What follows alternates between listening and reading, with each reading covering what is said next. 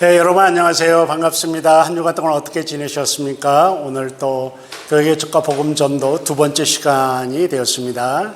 여러분들과 좋은 시간 갖기를 원합니다. 오늘은 하나님의 말씀 한 구절 제가 읽고 시작하도록 하겠습니다. 우리가 개혁신학을 따르고 있는 자로서 성경 속의 성경을 만들면 안 됩니다. 그건 이단들이나 하는 일이고요. 우리는 성경 전체를 다 하나님의 말씀으로 받아들이는 건데, 그래도 모두가 다 성경 속에서 자기가 특별히 좋아하는 말씀이 있으리라고 그렇게 생각이 됩니다. 저도 마찬가지입니다. 저도 구약 성경의 한 구절을 좋아하고요, 신약 성경의 한 구절을 좋아합니다. 그래서 보통 저희들이 제가 학기 수업을 시작하면서 늘 시작할 때 구약 속에 제가 가장 좋아하는 성경 구절을 읽고, 또 학기를 끝마칠 때 신약에서 가장 좋아하는 성경 구절 하나를 제가 읽고 마치는 제 나름대로의 전통이 있습니다. 그래서 오늘 이제 지난주에는 우리가 인트로덕션 시간이어서 성경을 못 읽었는데, 오늘은 이제 이번 학기 시작하면서 구약 성경에 있는 저의 페이버릿 바이블 벌스를 읽고 약간 설명을 하고 오늘 수업을 시작하도록 그렇게 하겠습니다. 시편 131편입니다. 시편 131편 1절, 2절, 3절 말씀을 제가 참으로 좋아하고 제 목회 때부터 지금까지 제 좌우명으로 삼고 있는 그런 말씀이라고 생각을 합니다. 제가 읽어보겠습니다. 시편 131편. 여호와여, 내 마음이 교만하지 아니하고 내 눈이 오만하지 아니하오며 내가 큰 일과 감당하지 못할 놀라운 일을 하려고 힘쓰지 아니하나이다.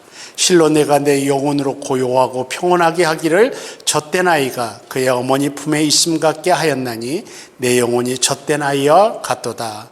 이스라엘아, 지금부터 영혼까지 여호와를 바랄지어다 라는 말씀입니다. 특별히 1절 말씀은 제 좌우명과 다름없습니다.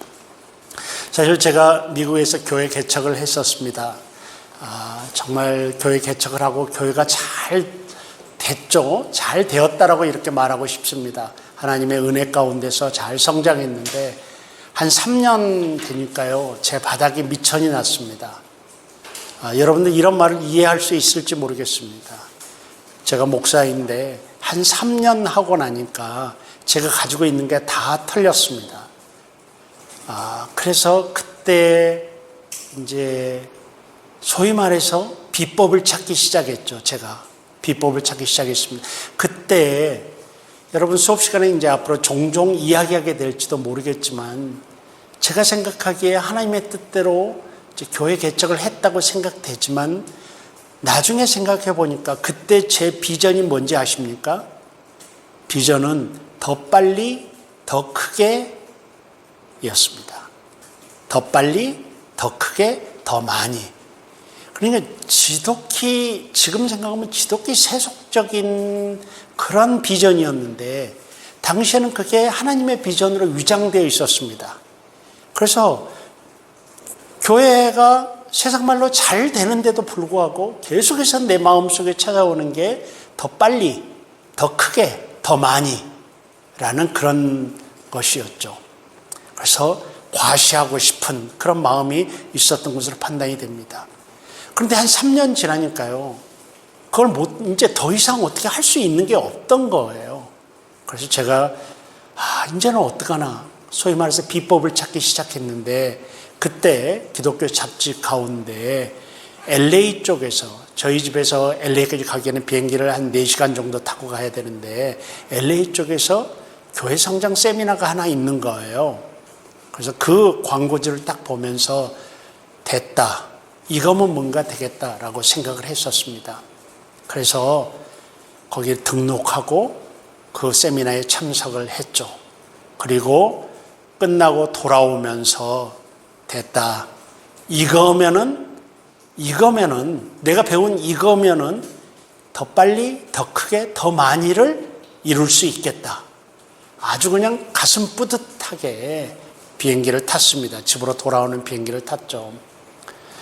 비행기를 타고 있는데 가슴은 뿌듯하고 뭔가 벅차고 말이에요. 이렇게 가서 하면은 이걸로 교회를 더 빨리 더 크게 할 수 있겠다라고 생각하고 가슴 벅차게 비행기를 탔는데 4시간이잖아요.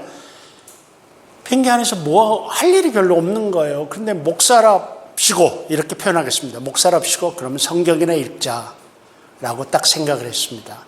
그리고 성경을 꺼내서 비행기에서 성경을 딱 펼쳤는데 오늘 제가 여러분들에게 읽어드린 시편 131편이 제 눈에 딱 들어왔습니다. 여러분들은 지금까지 신학교 3학년인데 지금까지 나름대로 정말 신비한 경험들이 꽤 있겠죠. 꽤 있겠죠. 다 나름대로 자기의 스토리가 있어서 이 자리에 와 있겠는데 저도 그 비행기 안에서 이 성경을 딱 펼쳐서 보는데 여러분 혹시 이런 거 느꼈는지 모르겠습니다. 글자 하나하나가요 책에서 ту르륵 뛰어오르는 겁니다. 그래서 내 눈 속으로 들어오는 그런 느낌이 드는 거예요. 저는 느낌이라고 표현하겠습니다. 환상이란 말보다는 느낌이란 말이 제 성격상 더 맞습니다. 근데 글자 여호와여, 여호와여 이런 글자 하나가 ту르륵 떨어져 나와서 내 눈 속으로 들어오는 그런 느낌. 강력했죠. 강력했죠. 그리고 그 자리에서 제가 거꾸러졌습니다. 비행기 안에서. 회개하게 됐죠. 내 마음이 얼마나 세속적인지, 내가 얼마나 어떤 세상적인 성공력에 의해서 목회를 하고 있는지, 그리고 약간 말도 할 수 없어요. 이 말씀이 있잖아요. 저에게 그걸 그대로 보게 했던 것입니다. 제 나름 저를 정말 말도 못합니다. 그래서 오는 내내 비행기 안에서 눈물을 흘리면서 하나님 정말 내가 못됐군요. 잘못됐군요. 하고 회개하는 마음으로 돌아온 적이 있습니다. 그 뒤로 이 말씀은 저의 어떤 인생의 모토, 베이스가 됐던 것이죠. 1절 말씀, 여호와여 내 마음에 교만하지 아니하고 내 눈이 오만하지 아니하오며 내가 큰 일과 감당하지 못할 놀라운 일을 하려고 힘쓰지 아니하나이다. 다윗이 한 말이거든요. 근데 그때 당시에 다윗은 자기가 원하면 뭐든지 할 수 있었던 사람입니다. 그런데 그 다윗이 이 말을 하고 있는 거예요. 그건 뭐겠습니까? 하나님, 내가 하나님보다 앞서가지 않겠습니다. 라고 저는 해석합니다. 하나님, 내 위치를 알겠습니다. 내 주제를 알겠습니다. 내가 나 된 것은 하나님 때문이지 내가 잘난 게 아님을 압니다. 그런 고백 같아요. 하나님의 주권을 인정하는 그런 고백이라고 보여집니다. 그래서 그 뒤로 목회를 하면서 왜 어려움이 없었겠습니까? 어려움이 있을 때마다 맨 먼저 돌아가는 하나님의 말씀 앞이 시편 131편이었습니다. 하나님, 내가 또 뭔가 내가 높아지려고 하지 않았습니까? 내가 또 뭔가 내가 이루지 못할 일을 감히 이루겠다고 설쳐댔던 거 아니겠습니까? 하고 이 말씀 앞으로 가장 돌아갔던 거예요. 이 말씀이 나에게 그런 간증이 있는 말씀입니다. 근데 놀랍게도요, 목회가 잘 되면 이 말을 잊어버려요. 이 말씀 잊어버려요. 참 인간은 간사해요. 목회가 잘 되면요, 이 말씀 잊어버려요. 그럼 어느 순간 뭔가 어려움에 닥치잖아요. 그럼 다시 아차 하고 이 말씀 앞으로 돌아와요. 제 인생이 그거의 반복이었음을 고백합니다.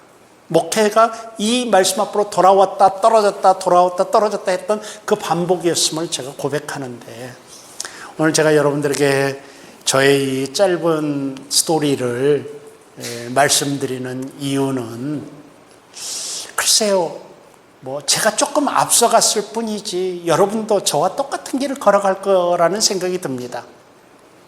똑같은 길을 걸어갈 거예요. 그럴 때 혹시라도 여러분, 이건 나의 스토리라서 여러분에게 표준으로 작용할 수는 없습니다. 그러나 혹시라도 여러분 인생 가운데 뭔가 걸리적거리는 일이 생기면은 이 말씀을 한번 기억하셔서 우리가 한번 생각해 보면 어떻겠는가, 이런 생각이 듭니다. 우리 같이 한번 읽어볼까요? 이 말씀 1절만 읽어보고 오늘 수업을 시작하도록 하겠습니다. 같이 읽습니다. 시작. 여호와여, 내 마음이 교만하지 아니하고 내 눈이 오만하지 아니하오며 내가 큰 일과 감당하지 못할 놀라운 일을 하려고 힘쓰지 아니하나이다. 우리 기도하고 시작하십시다. 하나님 감사합니다. 벌써 이제 두 번째 주가 되었는데 하나님 저희들에게 은혜 주시고 지혜 주시고 지식의 영도 허락하여 주시어서 저희들이 이번 학기 잘 마무리할 때까지 잘 갈 수 있도록 하나님 도와주시길 원합니다. 특별히 오늘 다윗의 고백을 저희들이 읽었는데 우리들이 일평생 동안 주님보다 앞서가지 않게 하여 주시고 우리가 이룰 수 없는 일을 이루겠다고 감히 설쳐대는 일이 하나님 앞에서 일어나지 아니하도록 역사하여 주시옵소서. 감사드리옵고 예수님의 이름으로 기도드립니다. 아멘. 자, 여러분 오늘은 제가 여러분들과 좀 부정적인 이야기를 함으로 이번 학기를 시작하도록 하겠습니다. 오늘 내용은 강의가 90분 강의인데요. 근데 거의 70분 가까이를 제가 부정적인 얘기로 오늘 강의를 진행하려고 합니다. 그 말은 뭔가 하면은 부정적이란 말은 여러분들을 좀 실족시키고 여러분들의 길을 좀 꺾고 여러분에게 걱정이 좀 많게 하는 강의를 제가 하겠다는 것입니다.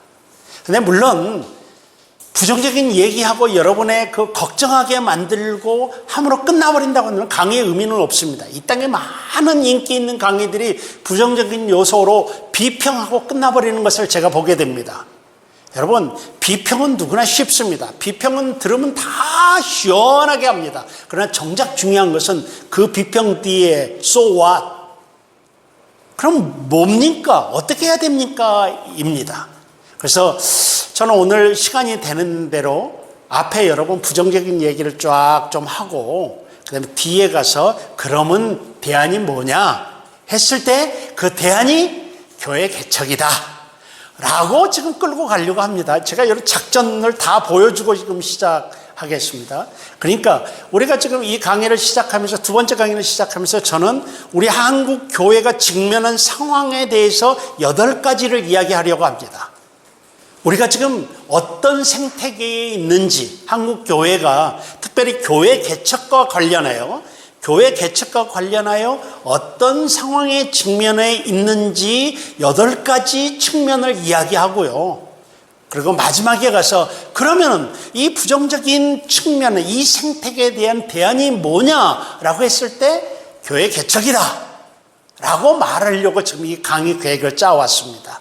그래서 그렇게 여러분들이 임해 주시면 감사하겠습니다. 그러면은 이제 우리의 오늘 두 번째 우리 현실과 교회 개척이라는 그런 강의 제목인데 그러면은 지금 우리가 교회 개척 과목 시간인데 교회 개척과 관련해서 우리의 현실이 어떤 현실인지를 우리 한번 이야기를 해 보십시다. 첫 번째가 있잖아요.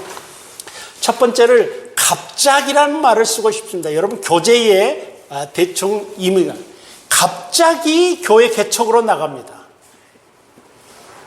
갑자기 교회 개척으로 나가는 현실이다 이거예요.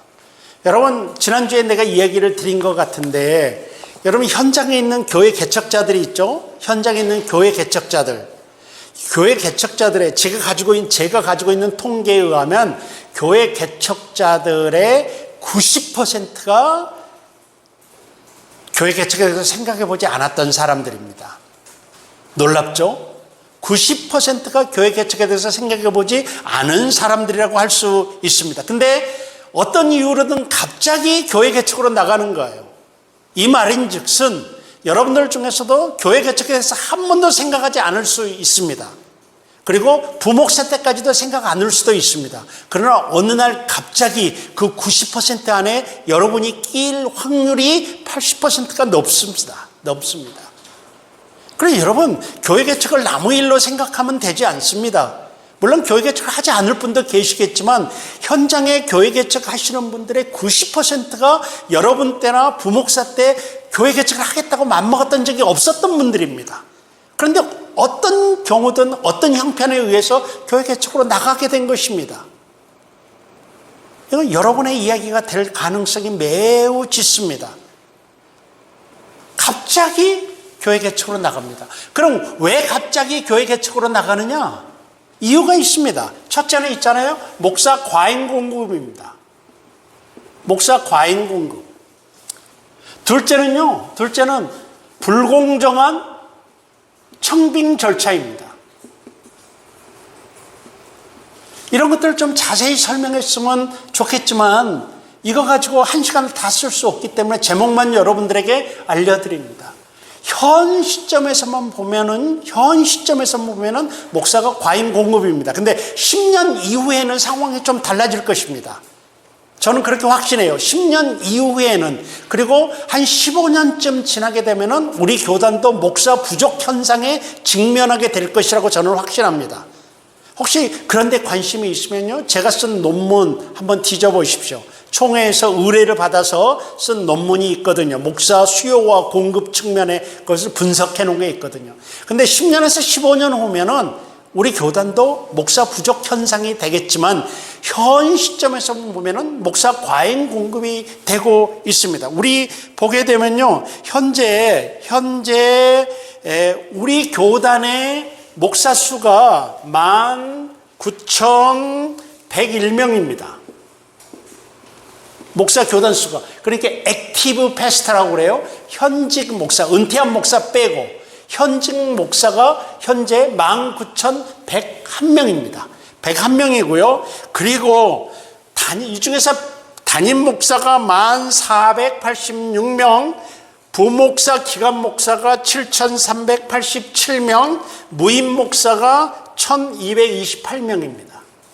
그래 적어도 1,288명이, 우리 교단의 1,288명이 지금 일자리를 못 찾고 있다라는 것입니다. 사실 이건 6%라서 6%거든요. 근데 실제로 따져보면 6%의 실업률이면 그렇게 높은 거 아닙니다. 우리가 너무 지금 호들갑 떨고 있는 거예요.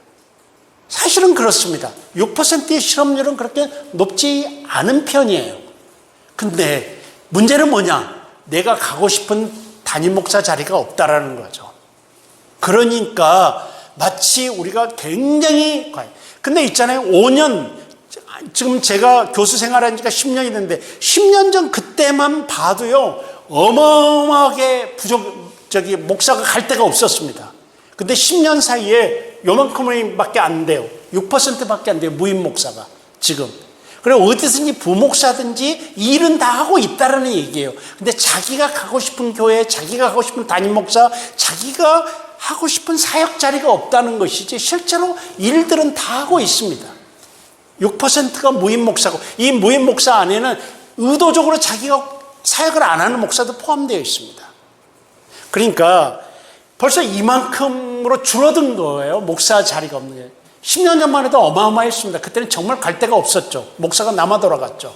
근데 앞으로 10년, 15년 후에는 우리 선배 기독교 국가가 거쳐갔던 길처럼 선배 기독교 국가들은 지금 다 목사 수가 부족합니다. 현재 목사 수가 부족합니다. 근데 그때는 그때고 현 시점에서만 보면은 목사가 과잉 공급되고 있는 것만은 분명합니다. 그렇기 때문에 사실은 뭐 하겠습니까? 여러분, 이력서 100통 내요. 담임 목사 이력서. 그래가지고 갈 데 없으면 어떻게 하겠습니까? 여러분 같으면 어떻게 하겠습니까? 하나님의 뜻을 구하겠죠. 근데 있잖아요. 여러분, 우리끼리 이야기하십시다. 하나님의 뜻을 아무리 구해봤자 방법은 교회 개척밖에 없습니다. 이미 길은 정해져 있는 걸 갖고 하나님의 뜻을 구하는 형편이 돼버려요. 그때 당시가 되면은. 그러면 갑자기 교회 개척으로 나갑니다. 다시 말합니다. 현장에 있는 목사님들, 개척교회 목사님들 90%가 갑자기 이런 상황 속에서 교회 개척으로 임하게 되는 것입니다. That may be your story. 여러분의 이야기가 될 수가 있습니다. 불공정한 청빙 절차예요. 불공정한 청빙 절차. 그렇습니다. 여러분, 청빙 절차가 공정하다고 생각하십니까? 여러분, fairness, 공정, 공평, 이건요, 적어도 출발선이 같아야 됩니다. 그래야 공정한 것입니다.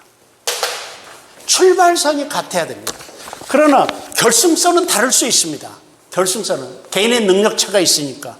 그렇지만 출발선은 같아야지 공정하다고 할 수가 있습니다. 왜 세습이 문제가 되느냐? 출발선이 다른 것입니다. 출발선이. 여러분, 세습이 그래서 문제가 되는 것입니다. 여러분, 세습에 대해서는 제가 할 말이 조금 있긴 있습니다. 사실은 저희 아버님도 목사이셨거든요. 사실은 제가 유학을 떠나게 된 한 이유도 아버지 교회를 물려받기 위해서입니다. 근데 아버지 교회가 뭐 큰 대형 교회는 아니었지만 서울에서 그래도 중형 교회였습니다. 근데요, 제가 유학을 가서 2년 만에 아버지를 배신했습니다. 어머니를 배신했죠. 나는 아버지 교회 물려받지 않는다고. 왜?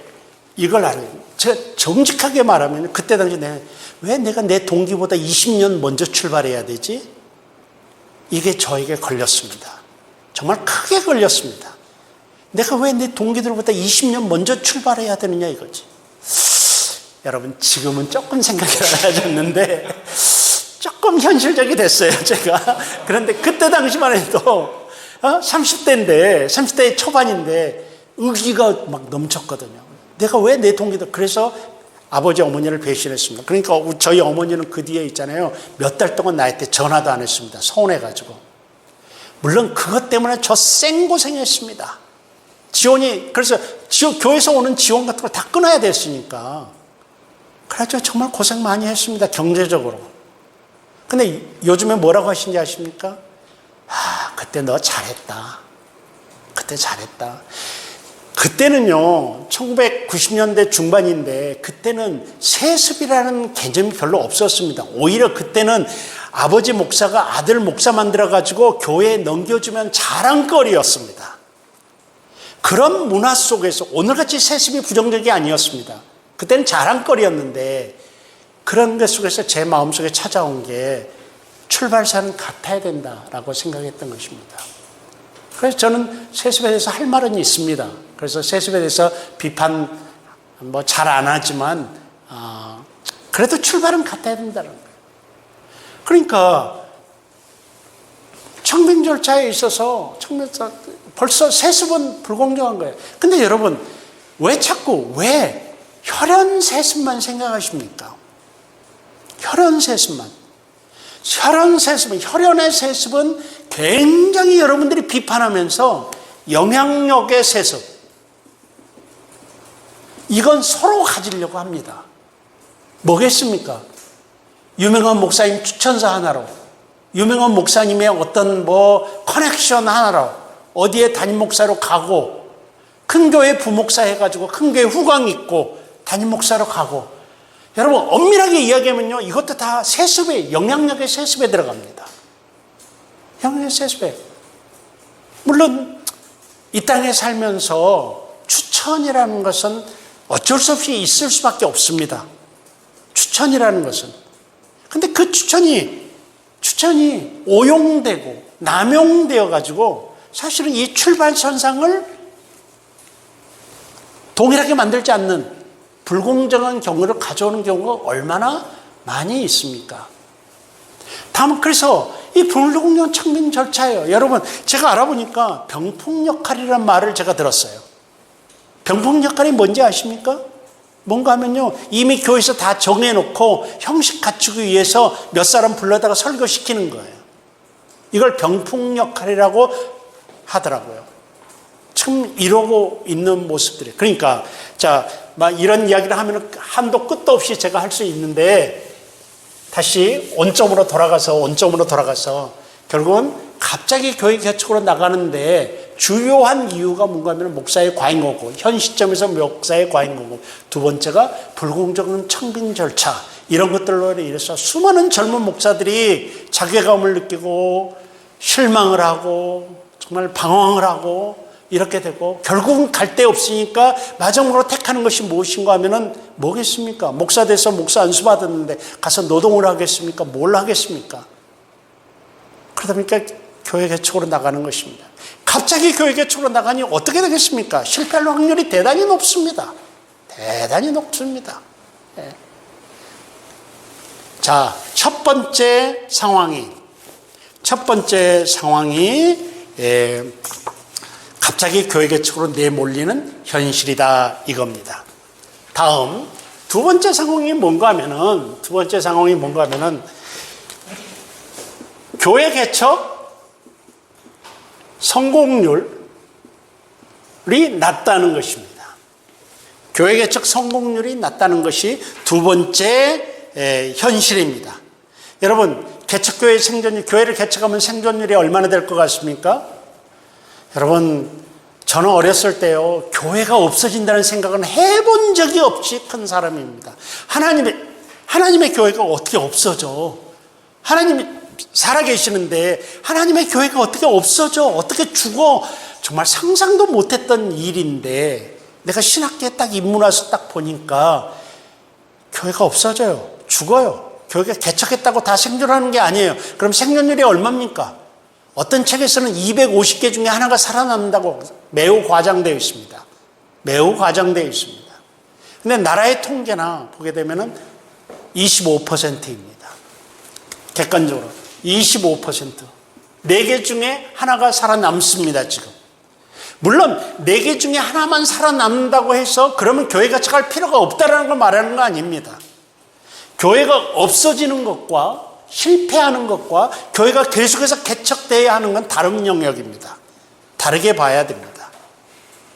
하지만 그런 현재로 교회 개척 성공률이 25%로 보는 게 타당하다고 봅니다. 나라의 통계에 소상공인 통계가 나오는데 그 통계에 교회도 포함되어 있거든요. 근데 이렇게 나옵니다. 그리고 소상공인, 이건 식당의 생존율과 똑같습니다. 식당의 생존율. 우리나라 소상공인 식당이 4개 중에 하나가 자리 잡습니다. 근데 사실 여러분, 재밌는 이야기인데 식당은 절대 망하지 않습니다. 식당 절대로 안 망합니다. 사장이 망합니다. 사장이. 그러니까 한 번 식당 자리는 사장만 바뀌어요. 계속 다른 식당. 여러분 좀 생각해 볼 필요가 있지 않겠습니까? 교회도 엇비슷하지 않습니까? 사실은. 그러니까 25%, 정착률이 25%라고 할 수가 있습니다. 그래, 많은 자료들이 있는데 하여튼 성공률이 4개 중에 하나가 살아남는다는 것이 그냥 합리적인 그런 결론이다라고 생각이 들어요. 그리고 이제 그러다 보니까 교회의 부도, 폐업, 매매가 일반화되어 버렸습니다. 여러분, 교회 매매 사이트가 있는 나라가 우리나라뿐이라는 거 아셔요? 교회 매매, 마치 식당 매매하듯이 교회를 매매해. 어떤 경우는 그 매매 안에 성도 수도 포함시켜. 그래서 권리금이 붙어. 어떤 못된 사람은 그걸 전문적으로 해. 자기 일단 끌고 다니면서. 여러분, 이게 지금 우리 대한민국의 교회의 현실입니다. 그러니까 매매, 부도, 수많은 교회들이 부도나, 그래서 넘어가. 이렇게 된단 말입니다. 이런 일들이 지금 일반화되어 있다라고 할 것입니다. 대체로 1,000개의 교회가, 1년에 1,000개 교회가 생겨나고 1,300개 교회가 문을 닫는다고 김진호 씨는 이야기하고 있습니다. 이 정도입니다. 그래서 그런 거고요. 그러다 보니까 여러분, 이런 말이 나옵니다. 현실이 소명보다 더 강력하다. 현실이 소명보다 더 강력하다라는 말이 생깁니다. 여러분, 제가 책을 썼기 때문에 현실이라고 이야기했습니다. 현실이라고. 근데 실제로 뭔지 아세요? 월세예요, 월세. 월세가 소명보다 더 강력해요. 우리 현장에서. 여러분, 교회를 개척하고 월세를 못 내잖아요. 월세를 못 내면은 내가 아무리 목회를 하는 소명을 받았다 하더라도 털고 나와야 돼. 이렇게 극박해요, 현장은. 그러니까 여러분, 보통 교회가 3년 못 버티고 나오죠. 근데 3년 못 버티는 이유가 뭡니까? 보통 하면은 어떤 데 건물을 하나 얻으면은, 공간을 얻으면 보증금이 있죠? 그럼 보증금이 뭐 1억 정도 들어가고, 한 달 월세가 무슨 100만 원 미만 정도 되겠죠? 이렇게 된단 말이에요. 그렇다고 했을 경우, 처음에 시작할 때 헌금이 나와서 월세를 낼 수 있을 거라고 생각을 합니다. 그런데 그게 가능하지 않나요? 현장에서. 그러다 보면은 월세를 못 내니까 보증금에서 월세가 나가요. 이런 원리 아세요, 여러분? 아시죠? 보증금에서 월세가 나가요. 이걸 현장에서는 까인다고 그러더라고요. 보증금 까인다고. 이런 단어 아십니까? 까인다고 그래요. 근데 그 보증금에서 월세가 까이는 기간이 2년에서 3년이에요, 보통. 그리고 그 보증금 다 까이면 어떻게 돼요? 털고 나와야 돼요. 내가 아무리 소명이 있어도 그 소명을 이룰 수가 없어.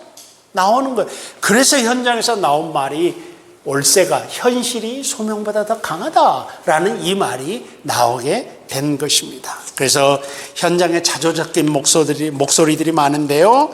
개척교회는 인테리어를 하는 순간부터 망한다. 이런 말도 있고요. 유아 사망형 교회, 요절형 교회 이런 말들도 있고요. 그 다음에 더 재밌는 말. 여러분 잘난 척하는 사람 싫죠? 제가 지금 잘난 척하나요? 잘난 척하는 싫죠. 있는 척하는 사람 싫죠. 이런 척하는 사람들이 싫어요. 근데 제일 싫은 척하는 사람은 뭔지 아세요? 개척하는 사람이에요. 이런 말이 나올 정도예요. 그래서 여자들이 개척하는 목사를 제일 싫어한다고 하잖아요. 두 번째가 이거예요. 전사님 저 40분 되면 저한테 이야기해 주세요. 40분 되면 끊겠습니다. 세 번째 현실이 뭐냐? 세 번째 현실이 교회가 욕먹고 있어요. 교회가 욕먹고 있는 현실이에요. 교회가. 사회적으로 교회가 영향력과 권위를 잃어버렸다라는 현실입니다. 그래서 교회 세속화가 이루어졌고요. 교회 세속화. 여러분, 세속화는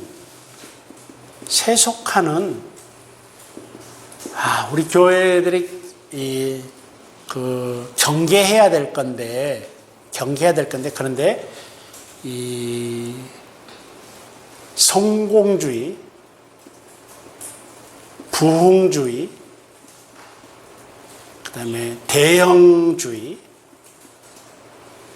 또 성장주의. 여러분, 성공은 좋은 겁니다. 우리는 목회 성공해야 됩니다. 근데 성공주의는 세속화를 가져옵니다. 부흥은 좋은 겁니다. 우리는 부흥하는 교회를 만들어야 되고 부흥시켜야 됩니다. 그러나 부흥주의는 세속화를 가져옵니다. 대형주의. 여러분, 성경은 한 교회가 대형화되기를 말하는 것보다 작은 교회들이 연합해서 대형이 되기를 성경은 말하고 있습니다. 완전 원리가 달라요. 성경이 말하는 대형은 작은 교회들의 연합이에요. 한 교회의 대형화가 아니거든요. 근데 대형은 그래서 좋은 겁니다. 하나님의 큰 일을 할 수 있어요. 연합. 성경의 대형은 연합이에요. 근데 오늘날의 우리 대형은 한 교회가 비대해지는 것을 의미하거든요. 근데 그 대형주의는 정말 한 교회가 반드시 세속화를 가져올 수밖에 없습니다. 성장주의. 우리는 성장해야 됩니다. 하나님 나라가 성장해야 됩니다. 그러나 그 성장주의는 반드시 세속화를 가져올 수밖에 없습니다. 그러니까 오늘날 우리 교회들이 세상에서 욕먹는 이유가 뭐냐? 바로 이 뒤에 주의를 다 붙였기 때문입니다. 욕먹는 이유가. 그래서 권위를 다 잃어버렸어요. 여러분 잘 알고 있죠? 잘 알고 있죠? 여러분 제 후배들 중에는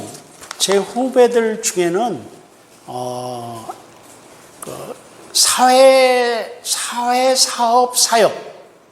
실제로 제 후배들 중에는 무슨 노동단체에서 활동하고 막 이런 후배들이 꽤 많습니다. 이제 그들과 만나서 이야기할 기회가 있습니다. 근데 얘는 목사이면서 후배는 목사이면서도 사회에서 활동을 하고 노동운동하고 막 그러기 때문에 어떤 모임에 가서는 목사임을 밝히지 않고 어떤 그런 단체의 직함만 가지고 활동을 하고 그러나 봐요, 때로는.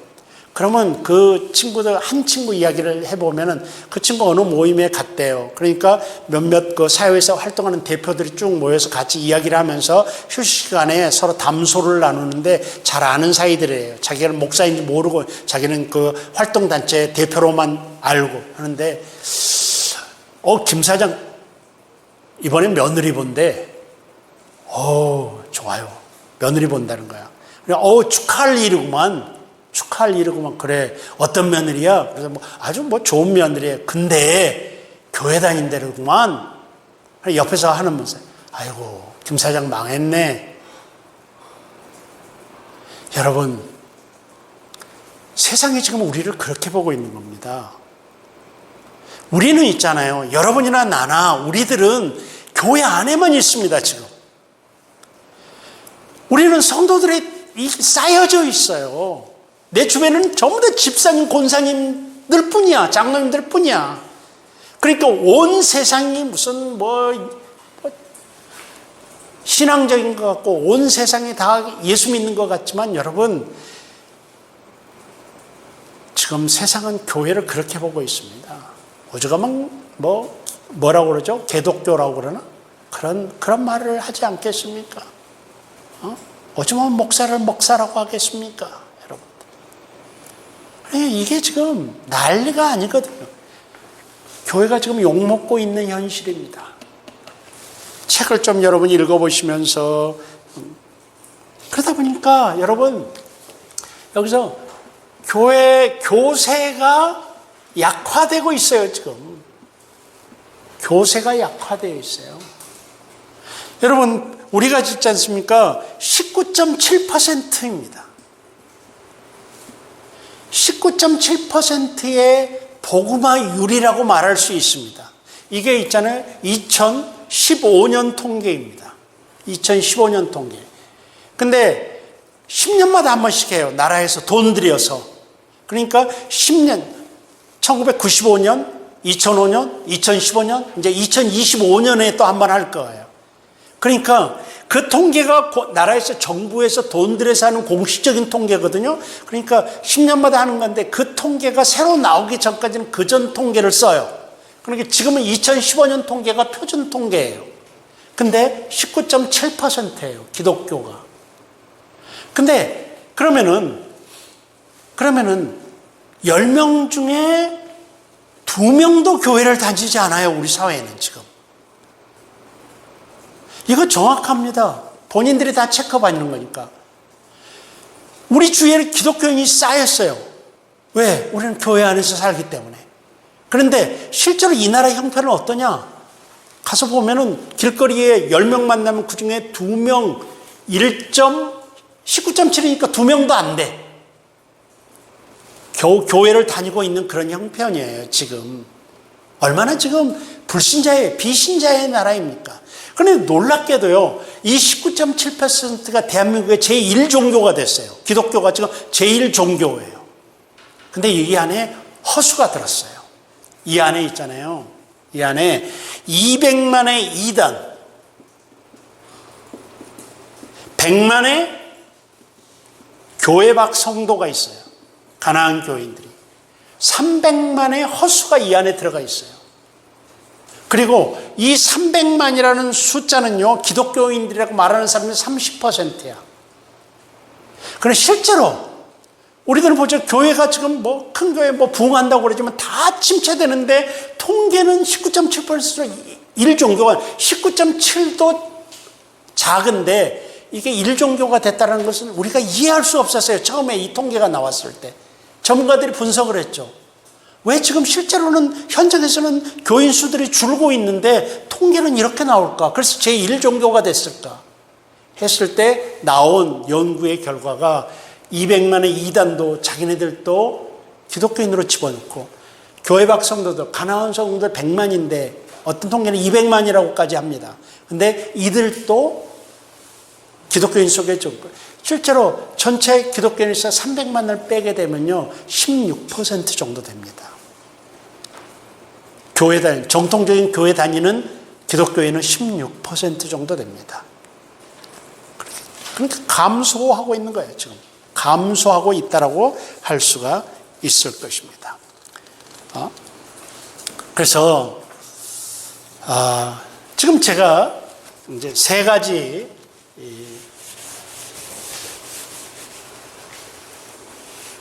우리의 한국교회 생태계, 우리가 직면한 목회 현장, 여기에 대해서 지금 세 가지를 말씀을 드렸습니다.